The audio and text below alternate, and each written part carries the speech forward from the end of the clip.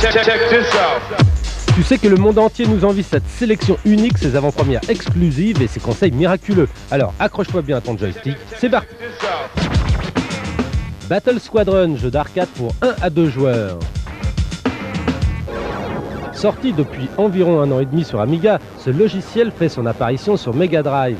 La cible est connue, la horde d'envahisseurs peuplant les différents mondes de la planète. Même si Battle Squadron n'a pas le même impact qu'au moment de sa sortie, il reste néanmoins un des meilleurs shoot'em up, surtout à deux.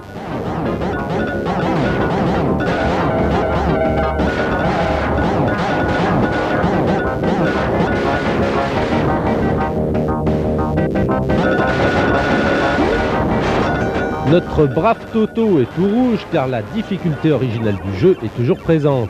Et note de 4 pour saluer une très bonne réalisation avec quelques plus par rapport à la version Amiga. Burning Angels, jeu d'arcade pour 1 joueur.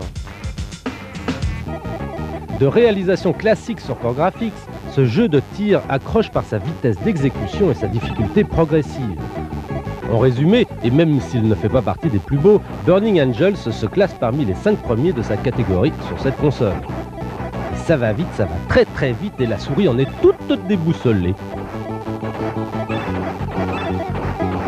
Toto Irlando, lui, nous signale que le joueur progresse à chaque partie et que la réalisation est sans surprise sur Core Graphics, d'où la note de 4.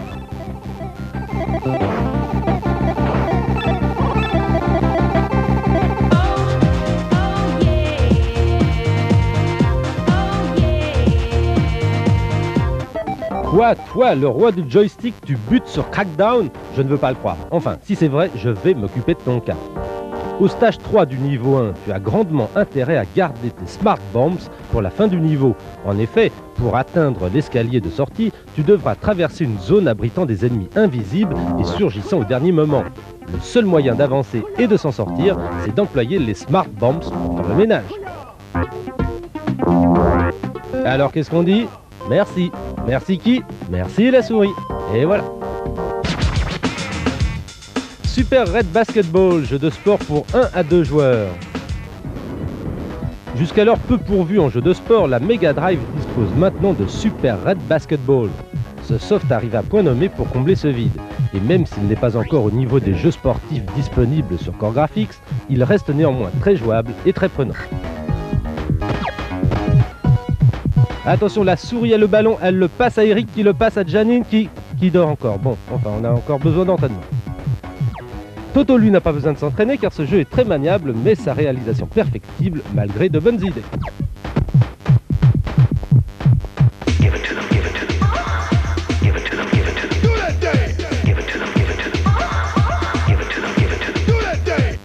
On ne veut pas être méchant, mais quand c'est nul, on préfère te le dire. Sword of Sodan, les avis étaient déjà partagés pour la version Amiga. Sur Mega Drive, ils sont unanimes à reconnaître qu'il s'agit d'une nullité sans nom. Tout droit à la poubelle. Et hop! Kickball, le baseball est un sport qui est loin de passionner le public français. Alors lorsque les joueurs sont remplacés par des animaux, autant dire que cela les dépasse totalement. Une belle erreur de marketing. Et bing! Star Cruiser, bigre que c'est laid. Et en plus, le scrolling est on ne peut plus saccadé. Le premier soft en 3D sur Mega Drive s'avère totalement raté. Au suivant, et blanc. Bref, 3 softs à éviter.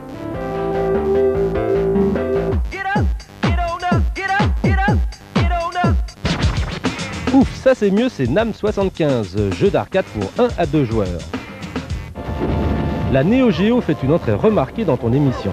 La qualité des jeux disponibles étant presque toujours au top, la différence se fera sur l'intérêt propre du logiciel.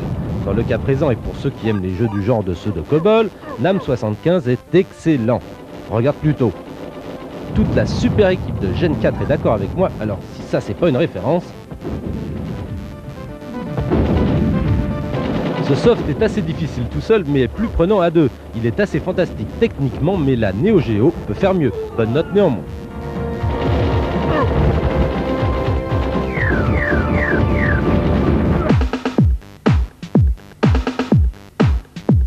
La saison de F1 va bientôt démarrer, alors la souris double tout le monde et te présente une avant-première planétaire Super Monaco Grand Prix. Sans doute l'un des meilleurs logiciels sur Mega Drive, Super Monaco Grand Prix débarque sur Amiga. sans pour autant égaler son aîné, cette version se révèle assez réussie avec notamment une bonne animation et d'excellents graphismes. Reste à juger la version définitive dans quelques semaines si tout va bien. Pour moi ça va, et toi ça va? Ouais, moi ça va, et toi ça va? Oui, ça va. Bon, ok, alors la suite, merci. Elemental Master, jeu d'arcade pour un joueur. Provenant d'un des meilleurs éditeurs sur Mega Drive, Elemental Master ne déçoit pas. Ce shoot 'em up propose une certaine originalité, de nombreuses armes et surtout une grande variété de décors. À conseiller à tous, petits et grands, beaux et laids, bons et mauvais. Bon, ok, ça va, on a compris. Ce soft est assez difficile même pour un bon joueur, nous dit Toto, mais d'une excellente qualité générale. Dis donc, tu la connais l'histoire de la souris qui voulait raconter une histoire alors que l'émission était déjà finie? Oui, ok, bon alors je m'en vais.